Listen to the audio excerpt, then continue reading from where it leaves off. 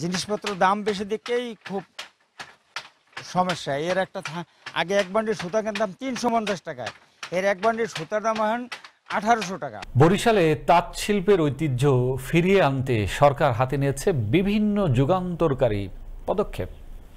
এরই মধ্যে নতুন প্রকল্পে তাঁত শিল্প রক্ষায় সরকারের ১৫৮ কোটি টাকা বরাদ্দ দেওয়া হয়।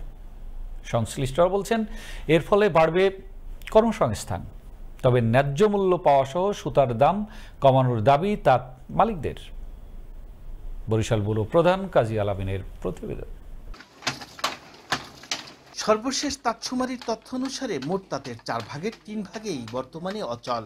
কাঁচামালের উচ্চ মূল্য, পুঁজির অভাব ও পণ্যের বাজার মূল্য না পেয়ে সংকটে পড়েছেন তাঁত মালিক ও শ্রমিকরা।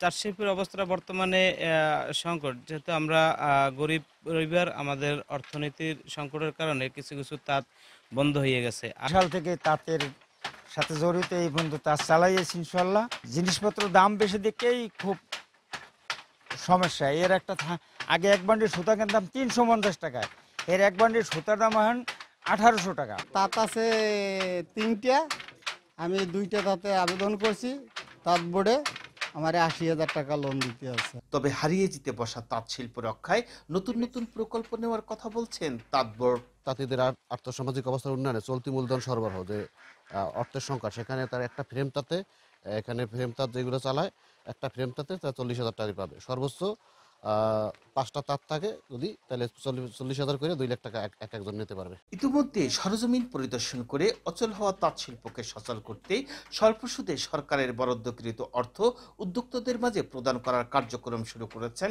উপজেলা প্রশাসন। এই ঐতিহ্যটা দিন দিন হারিয়ে যাচ্ছে। এই হারিয়ে ঐতিহ্যটাকে আবার ফিরিয়ে আনার জন্য মাননীয় প্রধানমন্ত্রী এই তাঁতিদের ভিতরে আবার ঋণ বিতরণ কার্যক্রম ব্যাপক হারে চালু করেছে। আমরা প্রতিটি এই তাঁত শিল্পকে ফিরিয়ে আনার জন্য প্রতিটি তাঁতিদের মাঝে এখন আমরা 5% সুদে ৪০,০০০ টাকা করে বিতরণ করা হচ্ছে। এক সময়ে লুঙ্গি, গামছা, মশারি বুনে বিপুল পরিমাণ মানুষ জীবন জীবিকা নির্বাহ করেছে এই তাঁত শিল্পের মাধ্যমে। তবে আর্থিক কোনো যোগান না থাকায় মালিক ও শ্রমিকরা পেশা পরিবর্তন করার ফলে দিন দিন হারিয়ে যাচ্ছে গ্রামীণ এই ঐতিহ্য। তবে তাঁত শিল্পের হারানো জৌলস ফিরিয়ে আনতে সরকার নানান উদ্যোগ গ্রহণ করেছে, এমনটি জানিয়েছেন সংশ্লিষ্টরা। কাজী আলামিন, আনন্দ টিভি, গৌরনদী, বরিশাল।